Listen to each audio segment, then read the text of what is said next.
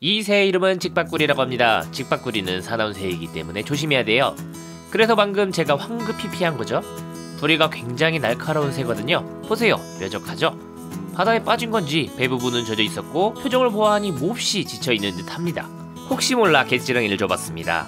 굶주려서 찾아온 건가 싶었는데요. 먹이 반응을 하는가 싶었지만 그냥 공격한 거였어요. 갯지렁이는 싫은 건가 해서 생선 내장을 줘봤지만 역시 반응은 없었습니다. 아마 생선을 먹기 위해 온 건 확실히 아닌 것 같았습니다. 그리고 배가 고파 찾아온 것 또한 아닌 것 같아요. 바다에서 낚시 중인데 이렇게 제 앞에 날아와서 가만히 앉아 있었습니다. 정말 신기한 일이죠.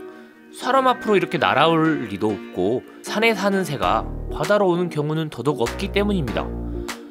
바람이 많이 부는 날이었고 온도 또한 영하 기온으로 뚝 떨어져서 굉장히 추운 날이었거든요. 바닥 또한 차가운 돌과 울타리의 쇠 부분도 얼음마냥 차가울 텐데 저렇게 가만히 웅크리고만 있습니다. 젖어 있으니 뭔가 해주고 싶었습니다.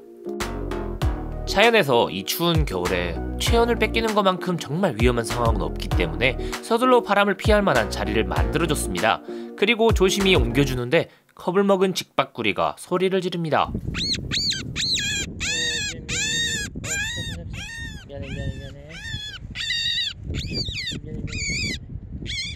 미안해.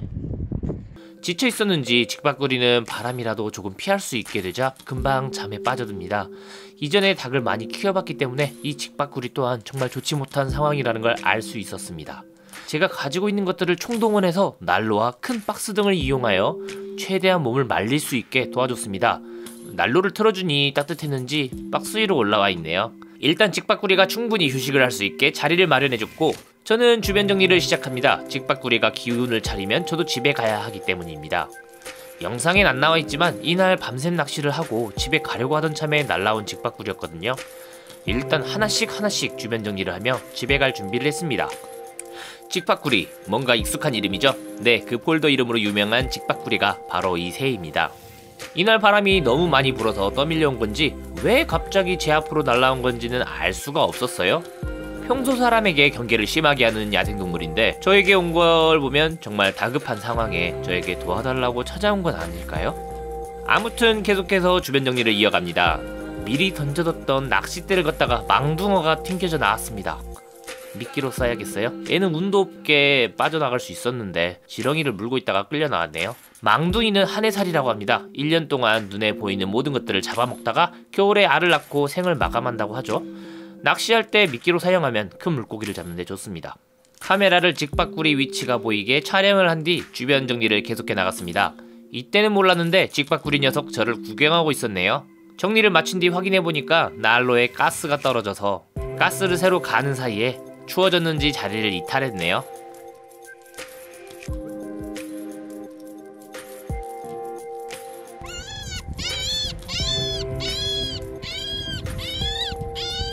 다시 자리를 정비해줬습니다. 아직 날지 못하는 걸로 보아 기운이 없나 봅니다. 가까이서 보는데 정말 많이 힘들어 보입니다. 집에 가야 할 시간이 한참 지났지만 기왕 도와주기로 한 거 기운 차릴 때까지 계속 도움을 줘볼까 합니다. 도와주다가 갑자기 중간에 사라지는 건 좀 아니다 라고 생각했거든요. 잠깐 자랑하자면 오늘 잡은 고기는 예쁘게 손질했습니다. 주변 정리가 전부 마무리했지만 여전히 힘들어하는 모습입니다. 아무래도 젖은 몸이 속까지 다 마르지 못한 모양입니다. 거기에 바람까지 더 세지면서 점점 추워지기에 좀 더 따뜻해질 수 있도록 정비해주며 따뜻한지 온도 체크를 해봅니다. 기운이 없어서인지 아니면 제가 익숙해진 건지 이젠 경계를 하진 않는군요. 아마 도와주고 있다는 걸 알고 있는 걸까요? 날이 점점 더 추워지기에 난로를 조금 더 가까이 옮겨줬습니다. 그리고 건조해질 수도 있으니까 물도 준비해줬습니다. 추운 날에 불멍 때리고 있으면 분명 목부터 마르니까요. 먹기 편하게 종이컵을 잘라서 컵의 높이를 낮게 해주고 혹시 말라있을 수도 있는 입가를 촉촉하게 적셔줬습니다. 혹시라도 들어오는 바람을 막기 위해 지붕을 만들어줬습니다. 이젠 좀 더 따뜻하게 몸을 말릴 수 있을 거예요. 하지만 이걸로는 아직 부족한 듯합니다. 아직도 오들오들 떨고 있는 모습이 보였거든요. 마침 차 안에서 담요를 찾아왔습니다. 직박구리가 놀라지 않도록 조심히 담요를 덮어 체온을 유지할 수 있게 해줬습니다. 낯선 담요가 다가오자 경계하는 모습이긴 했으나 이내 따뜻해진 직박구리는 금방 수면에 빠집니다. 이미 체력이 많이 떨어진 상태일 겁니다. 이 추운 날에 몸까지 젖은 상태이니 말입니다. 사실 직박구리는 혼자 다니지 않고 무리지어 생활한다는데 어쩌다 이탈하게 된 걸까요? 산에 사는 새가 왜 바다에 왔을까요? 이곳은 바다와 산이 가까운 곳이긴 하지만 그래도 바다 쪽으로 올 이유가 없었을 텐데 말이죠. 몸은 커 보이지만 아직 아기새인 것 같은 예감이 듭니다. 날개를 펼치며 몸 안쪽까지 말리는 모습입니다. 직박구리도 영리한 새인 것 같아요. 앞쪽은 다 마른 건지 뒤쪽 위주로 말리고 있네요. 돕다 보니 어느새 시간은 점심때가 됐고 배가 고파 근처 편의점에서 음식을 사왔습니다. 원래는 국밥 먹으러 가려고 했는데 직박구리를 두고 떠날 수가 없어서 직박구리 옆에서 식사를 하려고요. 근데 다시 와보니까 직박구리는 사라졌습니다. 기운 차리고 날아가는 모습을 보고 싶었는데 인사도 못했습니다. 그냥 움직이지 말고 좀 더 기다릴 걸 그랬습니다.